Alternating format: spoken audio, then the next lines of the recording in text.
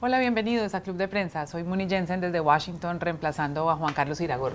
Hoy me acompañan en la mesa Juan Carlos Hidalgo, del Cato Institute, investigador del Centro de Pensamiento que queda muy cerca de aquí. Gracias por estar aquí. Buenos días. José Jaime Hernández, corresponsal del Universal de México. Gracias por acompañarnos. Buenos días. Dori Toribio, corresponsal de Mediaset. Gracias también por estar en Club de Prensa. Bueno, ayer fue día de elecciones alrededor del mundo. Se celebraron comicios en 9 países: Colombia, Argentina, Guatemala, Haití, Costa de Marfil, Polonia, Tanzania y Ucrania. En este programa hoy nos vamos a concentrar en las elecciones de América Latina, empezando por Argentina, donde hubo comicios presidenciales para suceder a la presidenta Cristina Fernández de Kirchner. Hubo sorpresas en los resultados. La mayor votación la tuvo el candidato oficialista Daniel Scioli, con un 36,8%, estas son cifras con el 90% del voto escrutado, mientras que el candidato opositor Mauricio Macri le pisó los talones con un 34,3%. En tercer lugar quedó Sergio Massa con un 21%.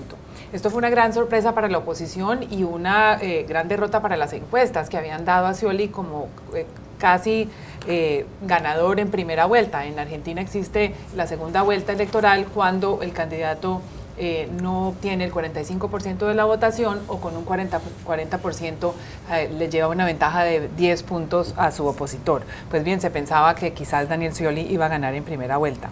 Y en este momento están de celebración en la oposición argentina.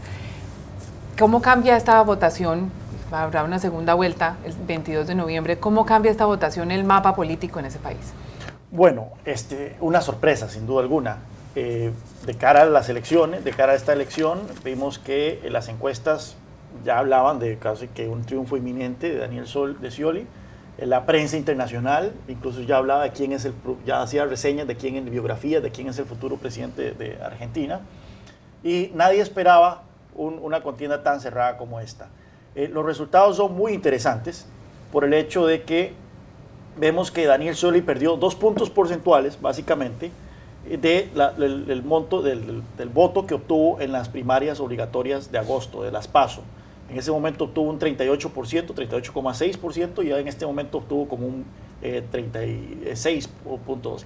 Vemos que Massa se mantuvo básicamente igual, obtuvo un 20% en agosto, ahora un 21%, o sea, no tuvo mayor cambio.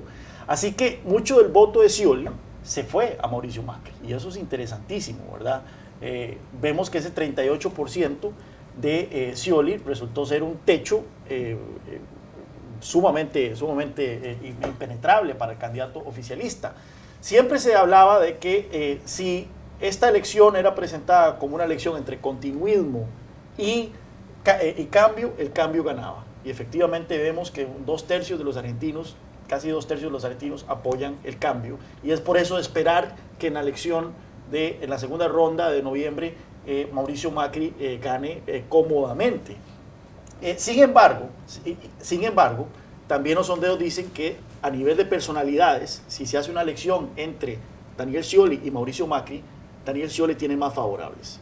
Lo que parece que perjudicó a Daniel Scioli de cara a esta primera ronda fue que la presidenta argentina no se les pegó. La presidenta argentina hizo esto un referéndum a su continuidad, aparecía constantemente en cadenas, aparecía constantemente en los rallies, y eso al parecer más bien terminó afectando al candidato oficialista. Veremos cuál va a ser ahora la estrategia de cara al 22 de noviembre. No me extrañaría, como cualquier cosa puede ocurrir en las elecciones argentinas, no me extrañaría que si los sondeos empiezan a mostrar una ventaja contundente de Macri, Daniel Scioli se baje y no participe en la segunda ronda, como ocurrió en el 2003 cuando Menem no participó contra Néstor Kirchner. Es que hubo otra victoria también para la oposición, Jaime, que fue el triunfo en la gobernación de la provincia de Buenos Aires, que estuvo desde hace casi 30 años en manos de los peronistas. Ahí ganó María Eugenia Vidal con casi un 40% del voto, seguido por el candidato que apoyó muchísimo la presidenta Cristina Fernández con un 35%.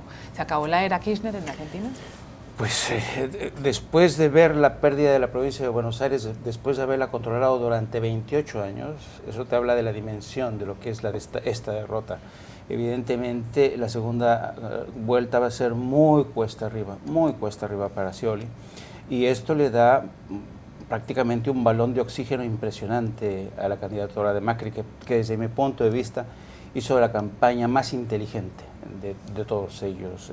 Yo creo que son las claves que explican mucho por qué consiguió defraudar a todas las encuestas y sobre todo echarle a perder el guión a la señora Cristina Kirchner. Lo que me llama mucho también la atención, y claro, ya es a nivel, ya no es la visión cercana, sino ya guardando un poco de distancia, dando un poco 2-3 pasos hacia atrás, es que a mí se me hace importante destacar el hecho de que, a juzgar por los resultados, estas son unas elecciones muy reñidas, quizá las más reñidas desde 1983.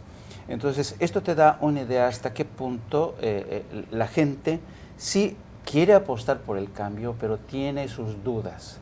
Está entre la duda y el deseo de cambio. Y esto también te demuestra hasta qué punto sí hay un desgaste, una erosión del kirchnerismo. Y por eso yo creo que en la segunda vuelta, si los vientos siguen soplando el señor del Macri, bien puede ser el próximo ganador.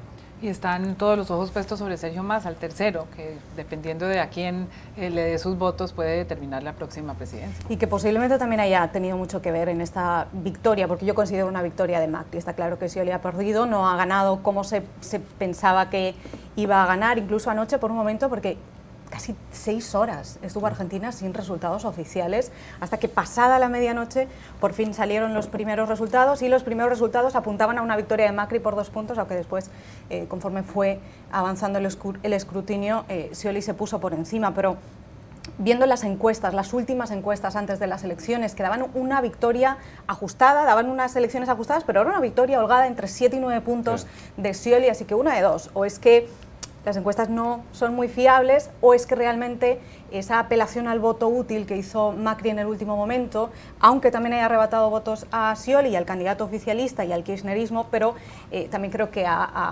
mucho de ese voto, de ese 21% de voto que finalmente ha obtenido Massa, parte de ese voto que consiguió Macri es ese voto útil, y es hacia ahí donde yo creo que va a evolucionar el escenario ahora de esta segunda vuelta. Por un lado tenemos ¿qué va a hacer Macri? Pues él tiene que seguir apostando por el cambio, porque se ha demostrado que eso es lo que quieren los argentinos. Tiene que seguir apelando a ese voto útil, que seguramente es el que viene, como dices, de Massa, pero va a ser muy interesante qué es lo que va a hacer ahora Scioli a partir de ahora. Puede seguir permitiéndose tener el apoyo de Cristina Fernández de Kirchner. Tiene opción a renunciar a ese apoyo, porque ella no parece interesada en dejar la campaña. ¿Qué va a hacer a partir de ahora? Y vamos a ver este próximo mes de campaña unas elecciones que se convierten en un Kirchner contra Macri, porque ¿cuál es la opción en este momento? Si es que van a echar el resto para ganar las elecciones, o es que efectivamente se bajará de la contienda para ver lo que ocurre. Y después, porque decíais que Macri ha hecho una buena campaña, y con esto termino. ¿Sabéis que a mí no me parece? Creo que esta campaña en las elecciones argentinas de los dos, por lo menos de los dos candidatos importantes, ha sido como muy espiritual o etérea. Anoche los discursos era la revolución de la alegría, decía Macri, y decía Scioli, la fe y la esperanza con la que tenemos que continuar ahora. Bueno, Argentina tiene problemas muy concretos, tiene un escenario económico muy perjudicado, tiene inflación, tiene corrupción, tiene pobreza. Entonces me parece que ya es hora, y quizá ahora se pueda aprovechar esta vez, que por primera vez va a haber una segunda vuelta en las presidenciales en Argentina, de hacer una campaña real, que vamos a ver exactamente qué es lo que va a hacer el próximo presidente de Argentina. Una de las primeras cosas que queremos ver es si va a haber un debate, por ejemplo, que no hubo en la primera ronda. Hay que ver qué tanto perjudicó la decisión de Scioli no participar en ese debate, eventualmente en el voto de ayer. Un punto nada más sobre lo que puede hacer o dejar de hacer la presidenta argentina. Ella y la gente alrededor están muy al tanto de estos sondeos que muestran de que si ella se pega a Scioli pierde. Hay teorías de conspiración que dicen que más bien lo está haciendo a propósito. Hay una amplia tradición en el peronismo de que el nuevo líder siempre decapita al anterior. Lo hizo Duhalde con Menem, Kirchner lo hizo con Duhalde, y los Kirchner están muy conscientes de que si Daniel Scioli llegara a ser presidente, la tradición peronista es de que Daniel Scioli intentaría decapitar al kirchnerismo. Así que puede ser que la presidenta argentina haya hecho un cálculo y precisamente el resultado ayer no le caiga tan mal. Ya regresamos al Club de Prensa, no se vayan. Regresamos a Club de Prensa. Jaime, este fin de semana también se llevaron a cabo elecciones en Guatemala, donde ganó por amplio margen el comediante Jimmy Morales. Ganó con un 67,3% de los votos contra su principal rival Sandra Torres, la exesposa del expresidente, también Álvaro Colom, que tuvo el 32,5%. 15 millones de habitantes tiene aproximadamente Guatemala. De los elegibles para votar hubo una votación alta, casi 55%. Y se interpreta esto como un voto de castigo después de las manifestaciones anticorrupción que resultaron con la renuncia y posterior encarcelamiento del expresidente Otto Pérez Molina. Pero este nuevo presidente electo, Jimmy Morales, tiene poca experiencia, tiene poco equipo de gobierno, lo esperan unos problemas grandes. ¿Cuál es el país que va a gobernar Jimmy Morales y cómo lo va a lograr? Pues yo creo que es una muy buena pregunta. Yo creo que la Guatemala a la que llega a gobernar Jimmy Morales es un país que está infestado por problemas de corrupción, cárteles de la droga, ingobernabilidad. Y hay que tener en cuenta, en honor a la verdad, hay que tener en cuenta que Jimmy Morales será el 10º presidente desde 1986. No hay que olvidar que hace apenas ayer, toda esta década de los 80, comienzos, había regímenes militares y se da la circunstancia que en Guatemala pues todavía los militares mandan y mucho. Y ha sido precisamente esta convergencia de intereses de los militares que han visto en Jimmy Morales a un buen candidato para ellos, que ha sido posible su triunfo. Yo no le quito mérito, yo creo que es encomiable realmente que estas elecciones se hayan desarrollado en medio de una normalidad democrática. Pero sí que llama mucho la atención el programa o la plataforma política de Jimmy Morales, que es una plataforma difusa, mucho amor, mucho Dios, pero no hay temas concretos. Pero la gente acababa de pasar un episodio, había desalojado del poder a Otto Pérez Molina porque la gente ya está harta de la corrupción. Vamos a ver si el presidente Morales va a ser capaz de cumplir con sus promesas del cambio, pero no cabe duda que enfrenta un reto mayúsculo en un país que siempre tiene problemas de gobernabilidad y del que necesariamente tendrá que contar con el apoyo de los militares. Esperamos que ese apoyo sea para bien y que no suponga la continuidad de todos los privilegios de estas castas militares que han seguido mandando y mucho en Guatemala. Juan Carlos. Sí, si hay un país en América Latina donde se justifica hacer una limpia de la clase política, muy probablemente ese sea Guatemala. Ahora bien, la experiencia en la región nos indica de que estos actores externos que llegan de la nada al poder usualmente no hacen mucho bien y en algunos casos hacen mucho mal, ¿verdad? Vemos el caso de los populistas en Venezuela y en otros lugares. El Ricardo Martinelli fue un agente muy similar en Panamá, llegó de la nada y más bien resultó ser un presidente nefasto para Guatemala. Ahora bien, la ventaja con Jimmy Morales es que no se presentó como un candidato antisistema. Él no habla de disolver las instituciones, no habla de una nueva constitución, no tiene este mensaje mesiánico, lo cual lo haría muy peligroso. Él habla de nada más lucha contra la corrupción, su manifiesto fue de 6 páginas, así que es un gallo tapado, como decimos en Costa Rica con la lotería, cualquier cosa puede salir, una caja de Pandora. Esperemos que sea para bien efectivamente y claramente es el mejor escenario que enfrentaban los guatemaltecos dado las dudas que generaban los otros 2 candidatos que en su momento estuvieron en la contienda. Dorito Uribe. Con el 100% de los votos escrutados, Jimmy Morales gana por un 68% de los votos, que es más del doble de su rival. Es decir, esta victoria no es coincidencia ni es fortuita, es una victoria muy consciente. Guatemala ha votado sabiendo lo que estaba votando y efectivamente está votando a un humorista que su punto fuerte es que se define como ni corrupto ni ladrón en un país que está agotado, está cansado por todo lo que ha vivido. Ya esta sería la parte buena, la promesa de cambio, la promesa de no soy igual que los demás, de un país que está tan cansado de lo que ha vivido. Tienes a alguien desde fuera, un outsider, siguiendo con toda la tendencia política de tantos países del mundo, donde están triunfando los que se venden como un ser humano que no tiene nada que ver con la clase política y que apuesta por la honestidad, lejos de todo tipo de tramas de corrupción. El aire nuevo es algo que puede venir bien a Guatemala. Pero claro, luego está esa parte, la contra, que es la pregunta de si realmente puede arreglar el país, si puede devolverle la estabilidad, si puede devolverle la credibilidad a Guatemala, un candidato que no tiene experiencia política, que tiene un partido político que es muy frágil, que tampoco tiene una estructura de poder estable, que además tiene una minoría en el Parlamento y que es bastante probable que los pesos pesados de la política de Guatemala vayan a por él ahora en el Parlamento. Es decir, ¿qué puede hacer realmente por el país alguien que no tiene ninguna experiencia y que tampoco tiene una infraestructura sólida política para poder sacar al país adelante? Y esto solo nos tiene que dar una lección a muchos países del mundo, a muchos políticos en muchos países del mundo, y es que los ciudadanos están tan cansados de lo que están viendo, de lo que ha estado ocurriendo en la última década sobre todo, que son capaces de votar cualquier cosa, y voy a decir cualquier cosa en el mejor sentido de la palabra, es decir, un candidato que aunque no tenga ninguna credencial política, solo está prometiendo honestidad y eso funciona. Y además funciona por casi un 70% de los votos de un país. Esto debería ser una lección para toda la clase política, de decir, bueno, ha llegado la hora de la política de la honestidad y menos de todas estas tramas de corrupción que están saqueando a tantos países. Y en Colombia, Juan Carlos, hubo elecciones regionales, se votaron para elegir a 32 gobernadores y más de 1.100 alcaldes, por lo demás que transcurrieron en su mayoría en paz. Importante esta elección porque, como lo ha dicho el presidente Santos, serían estos alcaldes y gobernadores elegidos, concejales y diputados, aquellos responsables de una transición hacia la paz, de firmarse el acuerdo de paz que adelanta el gobierno con la guerrilla de las FARC. Votos claves en Bogotá.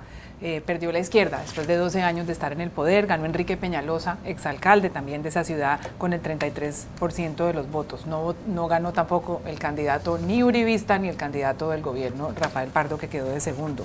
En Medellín ganó un candidato progresista. Medellín tiene gran tradición de políticos progresistas, pero en esta ocasión estaba encabezando las encuestas justamente el candidato del expresidente Álvaro Uribe, Juan Carlos Vélez Uribe. Y en Cali ganó el candidato del sector privado. Las tres principales ciudades de Colombia con unos votos bastante independientes. Importante el de Bogotá porque realmente Enrique Peñalosa le arrebató lo que había sido para la izquierda un bastión político importante y quizás lo ha debilitado a nivel nacional a este partido Pueblo Democrático.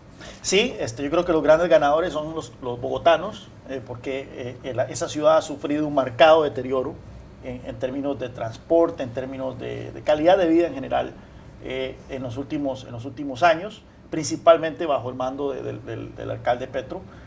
Vamos a ver entonces si efectivamente vuelve a Bogotá, que fue ejemplo de urbanismo, de política urbana a nivel latinoamericano, principalmente por las gestiones de Peñalosa y también de Mocos. Así que yo creo que son los grandes ganadores. También gran ganador el vicepresidente Germán Vargas Lleras, porque él se salió de la coalición de gobierno y apoyó la candidatura de Peñalosa. Él tiene aspiraciones para el 2018, así que tener ahí un aliado desde la alcaldía de Bogotá es un gran plus para él. Y gran perdedor Álvaro Uribe, puesto que el que se veía como un eminente ganador en la alcaldía de Medellín perdió su candidato y no le fue muy bien en estas elecciones regionales. Pero tampoco podría considerarse ganador el gobierno, José Jaime, porque perdieron sus cartas en las tres principales ciudades del país. Sí, yo creo que, claro, es una gran tentación hablar aquí de ganó el gobierno y perdió el expresidente Uribe, pero yo creo que eso sería un análisis muy arriesgado. Yo creo que aquí, por la naturaleza misma de las elecciones, por ejemplo, a mí la elección el resultado que más me ha gustado es el de Bogotá, porque independientemente de que sea derecha o izquierda, o la izquierda la derrotada, o el centro derecha la que haya ganado, este es un voto ciudadano. Es el voto de un ciudadano que está cansado de la inseguridad, que está cansado de los problemas del transporte, de las congestiones de tráfico, de todos los días sin vivir para ir a trabajar, para ir a la escuela, a la universidad. Y yo creo que de alguna manera eso te habla de la salud democrática de la capital, que los ciudadanos quieren un cambio y por eso yo digo que presuponer que estos resultados pueden extrapolarse o tener una lectura de ganó Santos y perdió Uribe es un poco arriesgado. Dorita Uribe. Enlazando con esta teoría, es que hay elecciones que no es tanto quién las gana, que también, pero no es tanto quién las gana como quién las pierde. En este caso, sobre todo mirando a Bogotá, ha perdido la izquierda, ha perdido su bastión después de 12 años, precisamente porque la población está cansada. Por eso hay veces que tenemos que intentar evitar quién gana, tenemos que intentar mirar tanto, analizar tanto o poner tanta importancia en quién gana, sobre todo, además teniendo en cuenta que estamos hablando de un candidato que lo ha intentado muchas veces como es Peñalosa, y pensar más quién está perdiendo o cuál es el mensaje de los ciudadanos en estas votaciones, y es realmente a quién le están quitando el voto y a quién están aplicando un voto castigo. En este caso sería la izquierda. Y después mi lectura sería un poco más general. Yo veo estas elecciones menos locales y más de un alcance nacional, porque ya suponen el punto de partida hacia las presidenciales de 2018. Estamos en una época en la que en todos los países vivimos una campaña electoral continua, pero es cierto que estos resultados ya sí suponen un punto de partida hacia las presidenciales, sobre todo por lo que mencionaba Juan Carlos, porque se están interpretando mucho como una fortaleza del vicepresidente del país, ya no solo porque tiene ahora un aliado en la alcaldía de Bogotá, sino porque él ha hecho esta campaña a favor de Peñalosa, entonces esta victoria se interpreta como una fortaleza en su posible futura candidatura presidencial como sucesor de Juan Manuel Santos. Ahí es donde yo vería la lectura, un poco interpretando en lo que puede pasar dentro de 3 años. No se vayan, ya regresamos a Club de Prensa.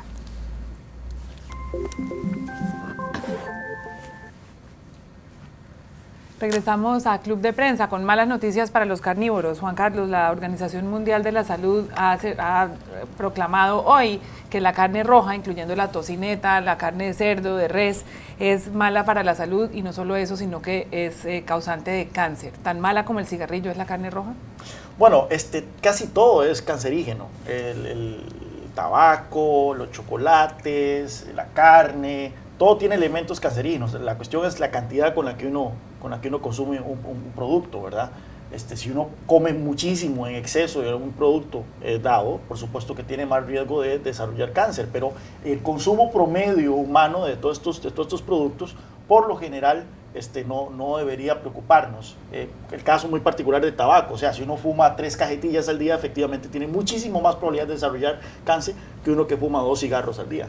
¿Para dejar de comer carne, Jaime Hernández? No como estoy acostumbrado a comerla, porque yo creo que la clave está en la moderación, porque el propio estudio indica que no hay nada concluyente, y que parece ser que todo tiene que ver con a mayor grado de procesamiento, en el caso de el bacon, de salchichas o embutidos, mayor riesgo hay, y por supuesto también la cantidad. Ahora, yo ya estoy viendo la locura, porque yo recuerdo que hasta hace poco el grado de cocción de la carne, por ejemplo, en estados como California, en Estados Unidos, los obligaban a los restaurantes a un grado de cocción mayor. Ahora va a haber una disputa enorme para saber cuál es el grado de cocción ideal para que la carne no provoque cáncer. Dori, usted es española, el país del jamón. ¿Cómo recibe esta noticia? Con mucha tristeza. Yo no sé qué voy a hacer a partir de ahora sin jamón, porque el problema es que no solo amplía no es solo la carne roja, es que amplía a todo tipo de charcutería, incluye además las salchichas y todo tipo de embutidos, como en este caso el jamón. Eso es lo preocupante, porque ya uno no sabe qué no es cancerígeno en este momento.